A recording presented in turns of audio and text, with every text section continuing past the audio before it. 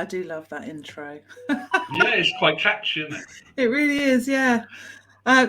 You could get caught though, couldn't you? Like having a quick Yeah. sneak peek. Oh, okay. Anyway, good evening and welcome to a Dead Ends Flashcast this evening. Just want to welcome everybody that's popping into the chat. Hi, Justin. Hey, Corinne. Hi, Stephen. Hey, Rhoda. And Alan Pine is with us as well. And I am Al.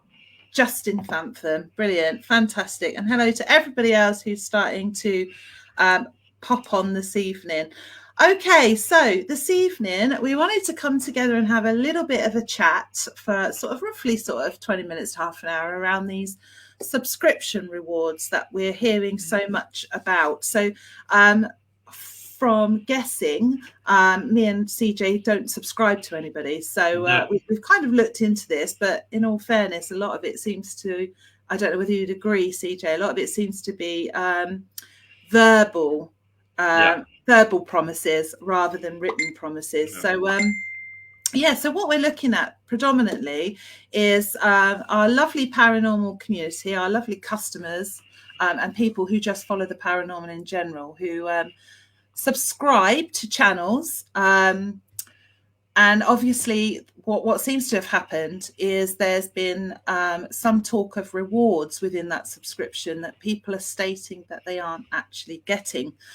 So what we're going to do, guys, because we don't fancy being on for too long this evening, because that's not what Flashcast is all about. It's not an hour's show. Well, generally doesn't tend to be an hour. It can turn into an hour show, but we don't particularly want it to at the moment. So we've sent the link out there. So look, listen, guys, we aim to be on for about 20 minutes. So if you guys want to come on and let us know about your experiences, good, bad, please do. Please click that link and come and sit with us in the green room until we count you in. Anyway, okay, so what's your take on all of this, CJ? To be quite honest with you, as the conversations we've had before, I've not come across it because I don't subscribe to anybody, and I certainly wouldn't subscribe to anybody. It's not a thing that I would do, but it does raise a point. If you're going to do subscription, if you're going to do, is it Patreon? Is it these sort of things that they're on about? Yeah, that's a new one. Or you're going to say, well, look, if you subscribe to us, we will supply you certain items, or say, a T-shirt or a mug, or even a badge, I might add, and remind you to send, please, Kelly. Thank you very much. Right. But, if you're a group, I don't know how that stands, but if you're a limited company, I think that there are certain things that you do have to abide by. And in particular, if you're subscribing and you're having people subscribing to you and sending you money on the pretense that every so often you will have certain things as rewards, which, as I said, could be a T-shirt, could be a mug every now and again, a hoodie, whatever, really, even some paranormal equipment, maybe. If you're a limited company, then surely to God, if they don't provide that and they're taking subs, and that's part of the reason why you sub, then that would come under something, trading standards, maybe. I don't know, because it is strange, because they are taking money from people on the promise that they're going to supply something. But as I said, this is a grey area for me, because I've never done it. If anything that I've ever done, it's always been given away free. So, I mean, it's new to me. And this is when I heard it, when you mentioned it, when it came up, and I read a couple of posts. I was sat there thinking, wow, how wide a problem is this within the field? Is this now a big sort of type of issue? I don't know. So that's what fascinated me. I'm not interested in what the groups are or who they are, to be quite honest. It's the subject matter that interests me. Do they conform to certain, regulations, codes of conduct? Because when you're a limited company and you're actually taking somebody's details, especially if they're subscribing, then there's another element that enters into it. And I don't know whether people realize this is data protection. Because they're having data. Because if they're going to give free things over, like T-shirts, they're going to have your address. They're going to have your details, aren't they? So does data protection come into this? Well, I don't know. That's if it's a limited company. It's a bit weird, isn't it? Because as a subscriber, obviously, like you said, me and you, we don't subscribe to anybody. It's not because we don't like people. It's just I wouldn't part with my cash personally, not when I do it myself. But yeah, I mean, as a subscriber, do you need to put your address details in, or is it just payment details? Again, GDPR, how's that stored? What happens when you leave? You know, but Kelly, if they're going to send you a T-shirt, a jumper, or something, they're going to have your address, aren't they? Because where are they going to send it? Where are they going to send it? And unless that's something, again, like I said at the beginning, maybe it's a verbal agreement on a Patreon show that, well, I've never witnessed it personally. So Michelle Robinson says she's paid a higher price subs for extras and gifts, but she's never received them. So it's obviously something that is going on within the field. It's Kelly, can we ask Michelle, because you paid them higher subs to receive extra benefits, did you have to give your details across? Well, did you have to give your address? Mine was paid through PayPal to Patreon, but they did have my address.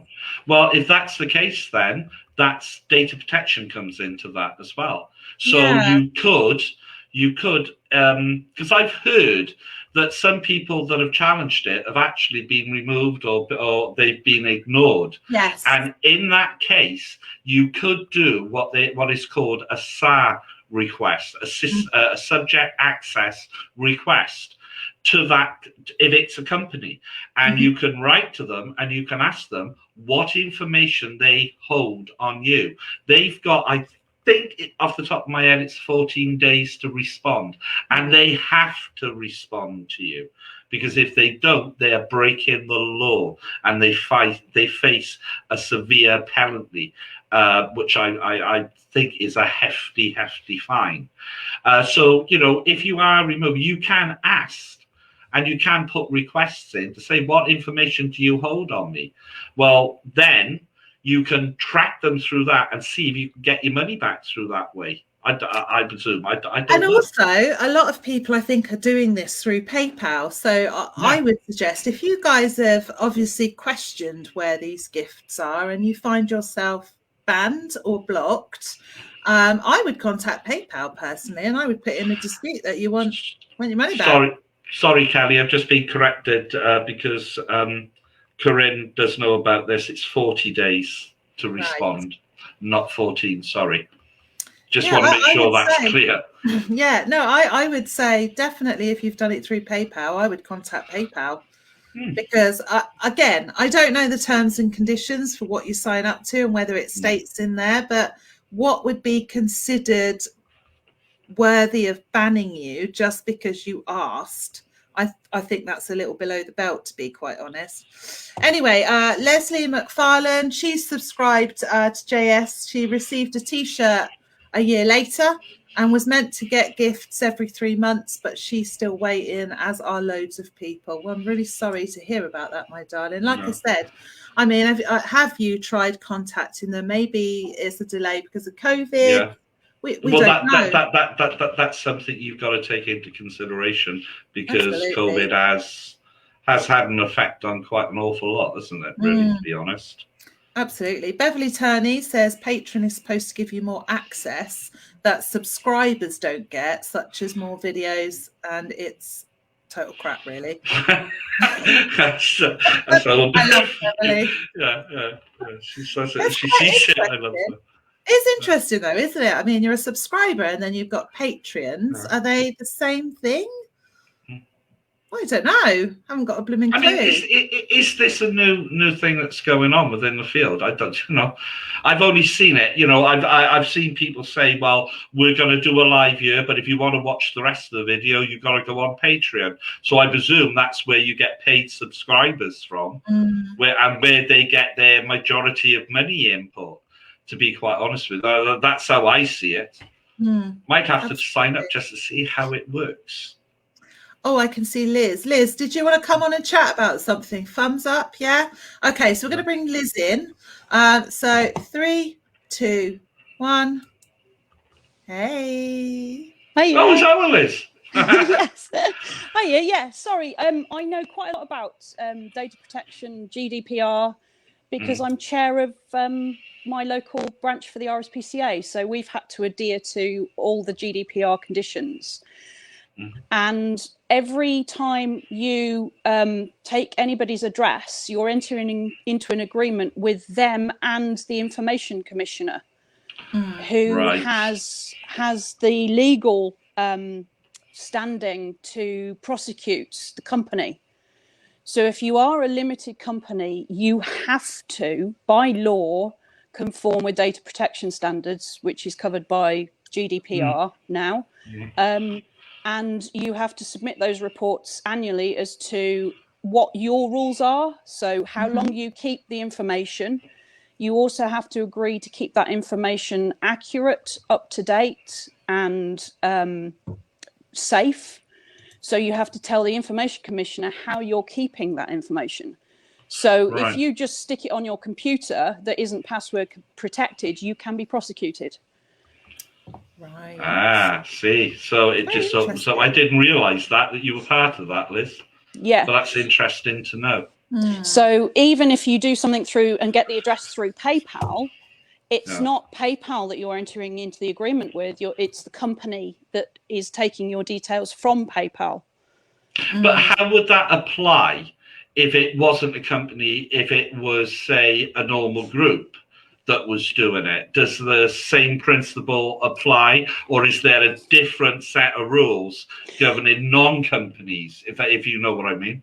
Yeah, anyone who takes any personal information that can be traced to an individual has to sign up to the GDPR legal framework. Right. So even if I take your address, there is an understanding between the two of us that I'm going to keep that address safe and not going to pass it on without your knowledge. So it's an unwritten agreement. As soon as you give out your address to anybody, you're entering into a GDPR contract.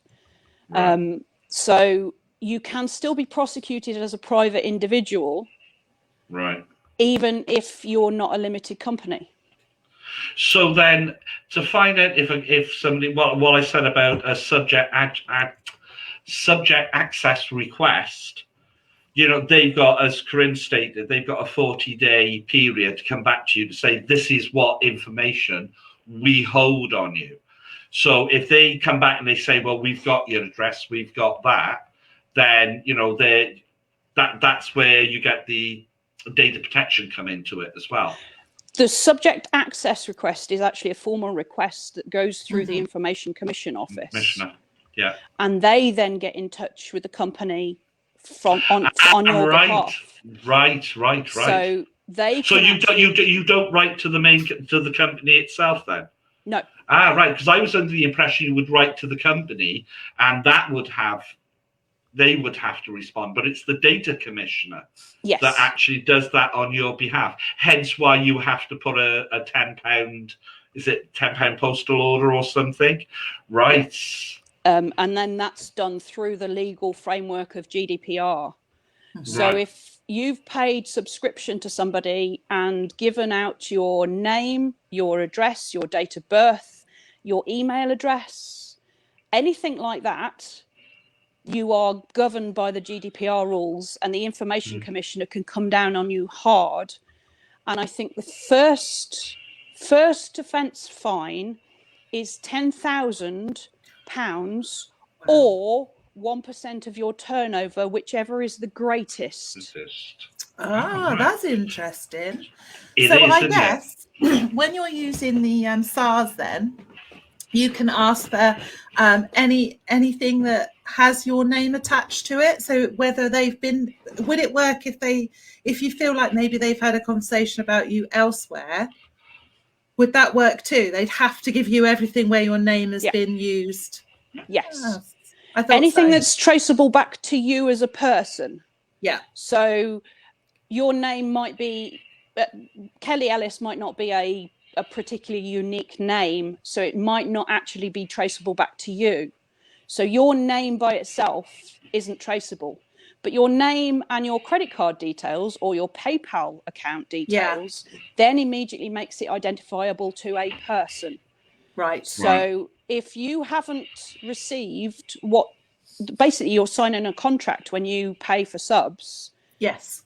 So if you feel that they've broken that contract, you then have legal standing for A, fraud, and B, have they got your data and what are they doing with it? So you could actually get them on two grounds. Especially when they're blocking people just for asking the mere question. I just... What is it with that? What's up with that? That it to me is a big red mark straight away. When you see it, is you're blocked. It's like, well, hang on a minute. All I've asked is a simple question. But they're basically doing it because they don't know. They've started something up and they haven't gone into it with a fine-tooth comb. They don't know what legal ramifications it holds. They're just doing it to collect your money. And they don't realise that they've actually got a huge legal fine looking at them if they don't... Staring down their throat. Yeah, basically. Well, Maria Pink Nicholson has come up and she's got... I got removed from subs for being guilty by association by subs, had 2 weeks left to run. I got banned from the page and from the chat, and I can't even ask why. Can't even ask, but it's obvious why it was. So, they're just banging it out. And I mean, this is in general. I presume this is in general, and this is going on. I don't think it's just specific one particular. I think it must be going on all throughout paranormal, because you do see it, and you see the groups come to these, pay this sub, pay that sub, to come and watch this video, come and watch that video, but you've got to subscribe to it and pay, I don't know, whatever the limit is. But doesn't the financial ombudsman come into this as well if it's dealing with money? It's not necessarily a financial ombudsman. It is trading standards, because you're paying. So it is trading standards. You're paying for a service that you're not receiving. Right. So there you go, dead enders. At the end of the day, there's some information there that, might be able to help people that is coming across this, to be quite honest. I'm quite surprised to hear it all, to be quite honest with you. It's flummoxed me. I've said it before and I'll say it again. This paranormal is going downhill quicker than a freaking Titanic. I'm sorry, but it's the truth. There's like new elements that are coming in. And I just, I'm an old-fashioned Dan. I just want to get back to the old days. What it was. Yeah. If you've signed up to a patron account and you're not having any joy with contacting the group who have signed up, whose patron you signed up to, I would in the first instance get in touch with patron, because patron are the ones. It's like Facebook. If you don't like what's on Facebook, then you complain to Facebook. So if you've signed up to something through patron, then I would get in touch with patron, because they could end up getting kicked out of the scheme completely if they're not adhering to patron's terms and conditions. Because you are signing a contract at the end of the day. When you've paid your money for a service, you're entering into a contract with that provider, whether it's providing for live streams or whether it's gifts or whatever.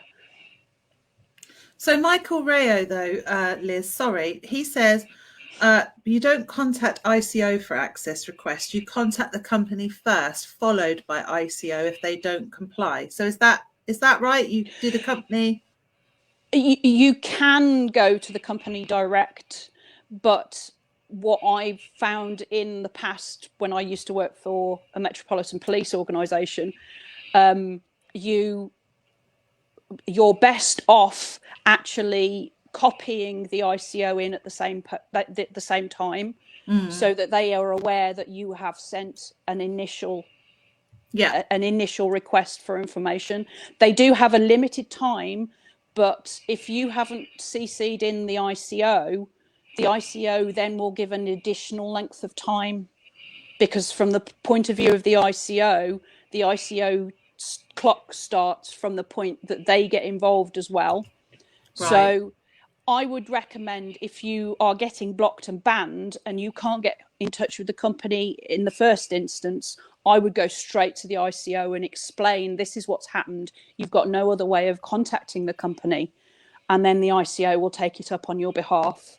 If it's a reputable company and you just want to find out, I don't know, Virgin Media or I don't know, anybody, find out what information they hold on you, yes, you go straight to there is a pro forma. You go straight to Virgin Media. This is the form. This is what I'm accessing. This is what I want to know, what you hold on me and what you do with it.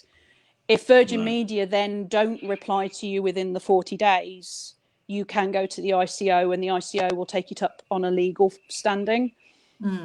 But if you cannot get in touch with that company because you've been blocked and banned, then you go have through to go that to the ICO. You have to. So there's two ways of doing it then, really, at the end of the day. Personally, if I was going to do it, what I'd do is I'd send an email to the company and copy the ICO in. Yeah. And then they know that you've made the initial request. Otherwise, when they don't get in touch with you within the 40 days, then you've got to go back in touch with the ICO and they will give the company another 40 days as an initial request. They can decide, if it's a huge company and they've got millions of records, they can turn around and say, well, we'll give you 3 months to comply with this. So it's we're talking smaller. I mean, we're talking paranormal size, aren't we? You know, to be quite honest. I'm going to bring Luke Kenger in. I'm going to keep you with us, Liz, and I'm going to bring Luke Kenger in. So 3, 2, 1. Hey, Luke, how are you doing? He's gone blank. Oh, he might come back up in a minute, so carry on. I was going to say, I agree with Alice. Luke from, it might be the connection speed. It might be different. That's why you might be having trouble. Alice, yes, if it's a Facebook subscription, then you go to Facebook, because Facebook does take the money and then pay the company after a certain length of time. You get it, I think it's after you've made a £500, and then Facebook will pay you that money. So if it's a Facebook subscription, then yes, go to Facebook. But if it's a general subscription with the group specifically, like and the Patreon, I would go to Patreon. If it's with the group directly, I would go to the group direct.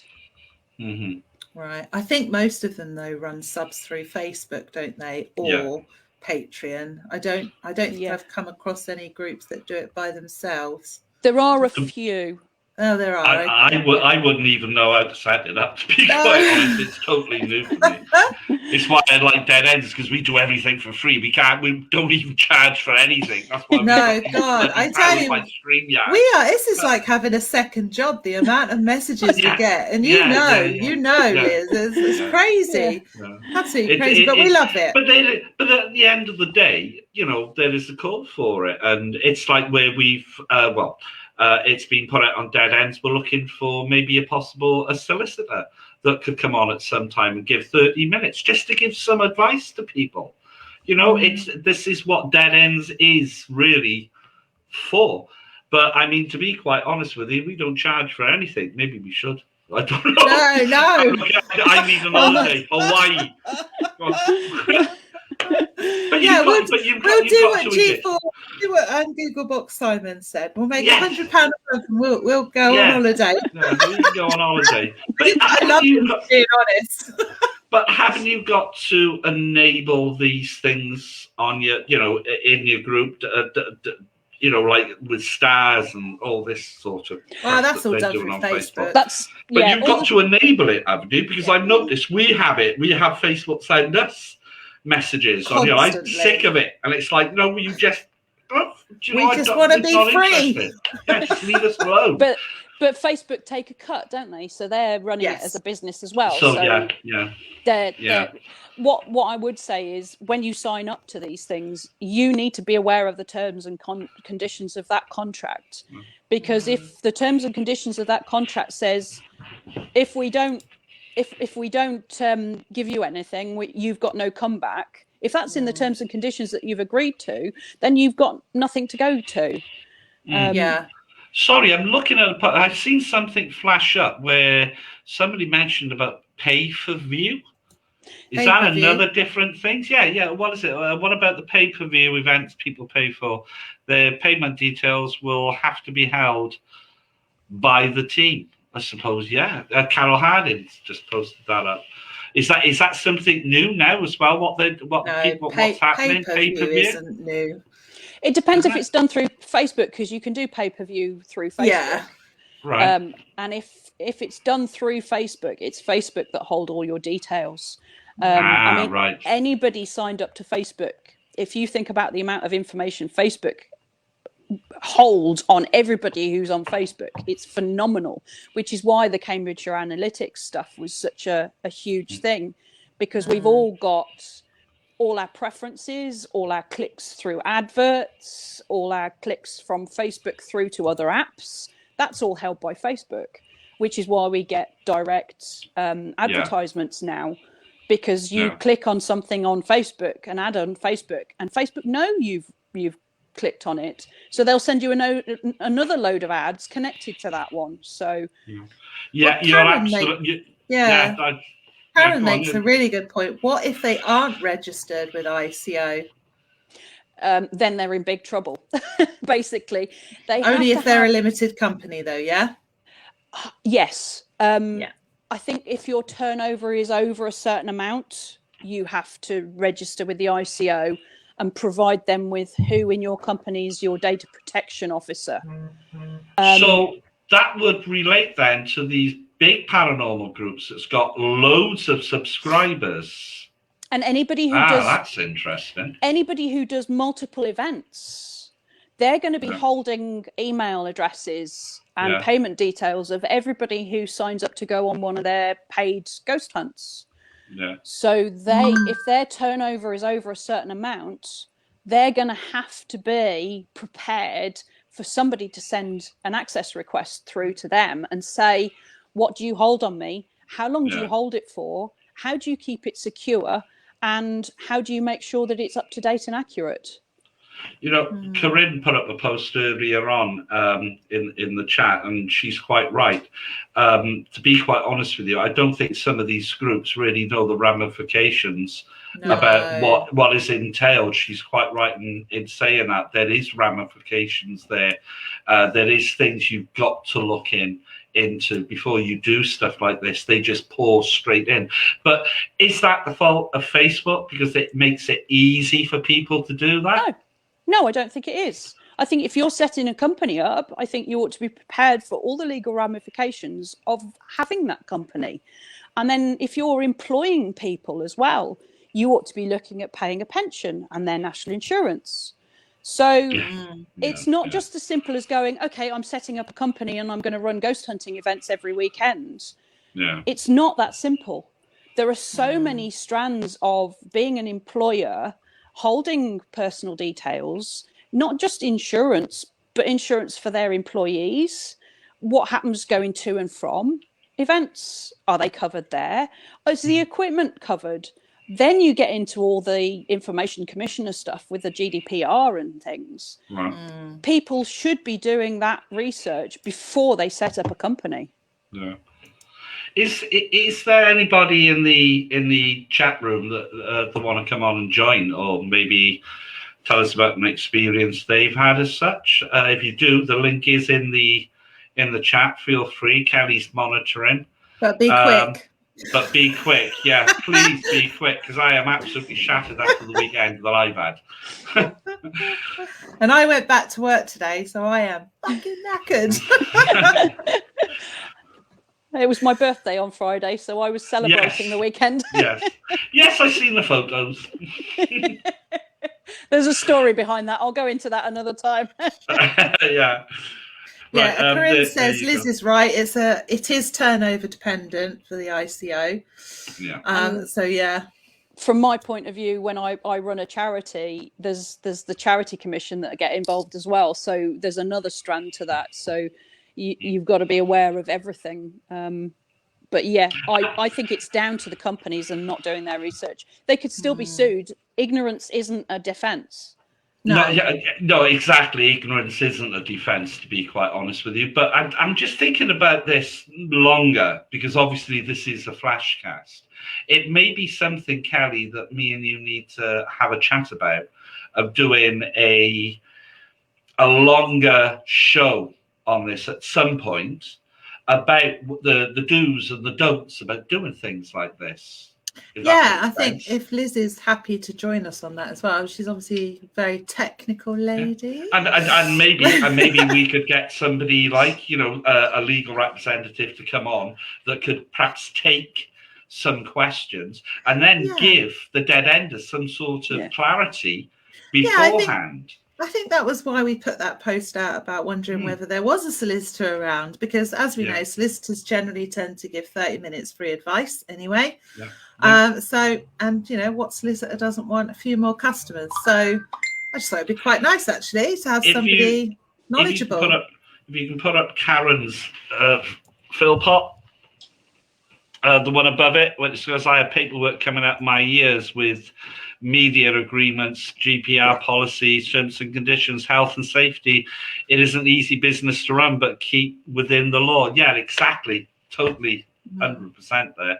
And I think what we're hearing is, could we say it's down to ignorance, that people are just not realizing the complications that ensue if you start doing stuff like this? But like we said, you're being in devil's advocate. Do you know what I mean? But it's not a defense, because the information is out there. If you look, I mean, I had to hit the ground running as when I was elected as chair for the branch, and that's a charity. So there's an extra load of stuff. Okay, I don't have any employees, but there's a load of stuff around volunteers and everything as well. So even if you're not employing people to run your ghost hunting events, but they're volunteering to do it, you still have responsibilities to them as their supervisor. Yeah. Actually, you got Corinne's made another valid point. I hate her, honest to God, I really friggin' do.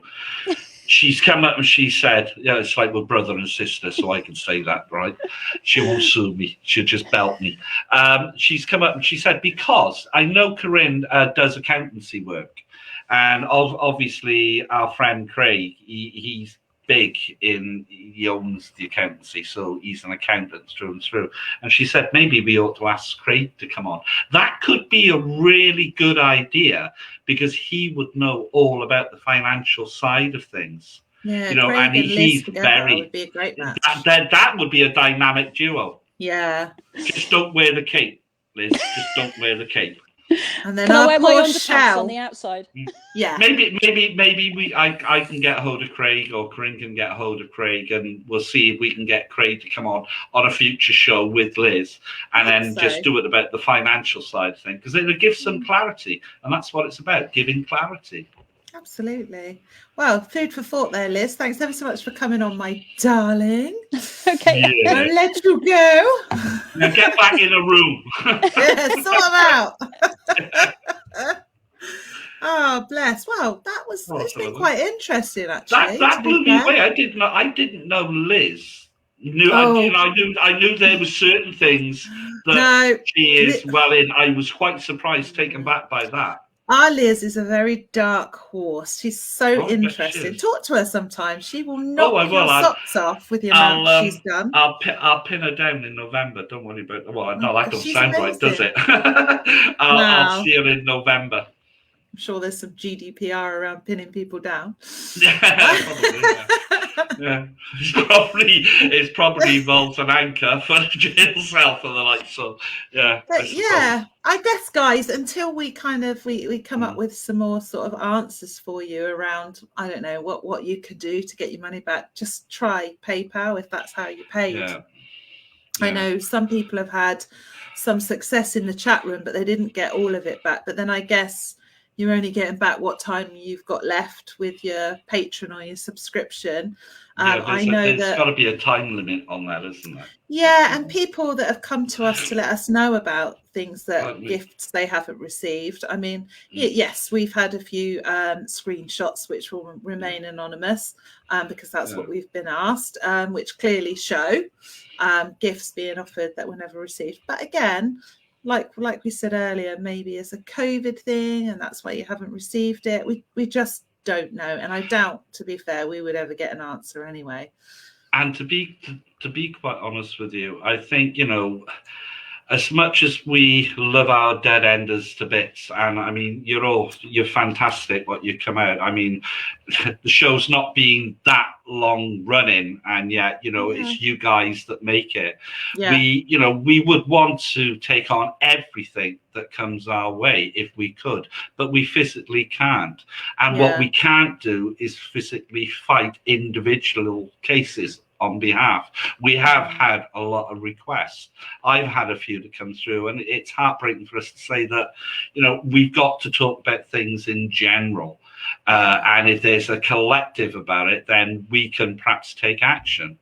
But action can be taken in numbers. And education. Alone. And education, yeah. So if we educate and help to educate by bringing on people such as Liz, such as Craig, maybe us Liz one day in the future, hopefully all of this information gives you all the confidence in the world to take it a bit further. Maybe we can get Adam. Maybe we can get Adam to come on. It's one of the dead enders that came up some time ago. Maybe we can contact Adam and say, could you just come on and just have a little chat with the guys? Just to give that context into it. But I mean, Dead Ends is about taking things on in general. This is a general flashcast. It's something that a number of people have all come together and have messaged. It's why we've done it. We've had individual requests, but we can't fight on your behalf. We've all got to come together and push forward. If you want justice, then if you want change, you must first be the change. Absolutely. And look, that's the truth. We get treated just the same way as you do. So when we go to people to say, look, this is what's happened. Trolls. Please, can you give me an answer? We get told, we're trolls, go away, you're blocked, you're banned. We get the same as you. So we get just as bullied as you guys, but the difference is with us, we got broad shoulders, and we'll take one for the team if need be. I'll take 1 million for you guys. Yeah. Most definitely. But I think, Kel, unless anybody else is going to come on, I don't know whether we should really. Have we gone over time, or are we? Yes, we have. We have. We always end up going over time. As we said, this is just the flashcast. This was just touching on the subject, getting a general feel. We will do what we've said. We'll try and get a bigger show together with some expertise on, so you get the information that you crave and that you know. Yeah, that's what we want to do for you guys, 100%. Yeah. All right then. Okay, so it's with what's our next show? Oh, yeah, but what's our next show? When is it? Off the top of my head. Hang on. I can't remember off the top of my head. Oh, it's Stephen. It's Stephen Daly, isn't it? So we're going to be talking about lives. Good or bad. What's a good life? What's a bad life? I'm sure loads of people have their say on sorry, I've turned my phone on and now it won't shut up. What's a good life? What's a bad life? I believe, is that the 18th? I think it might be the 18th. It's going to be on a Sunday. I believe. Yeah, it's a Sunday. Yeah. So it's going to be really interesting. So Steve's going to come on and talk about his side of a good life.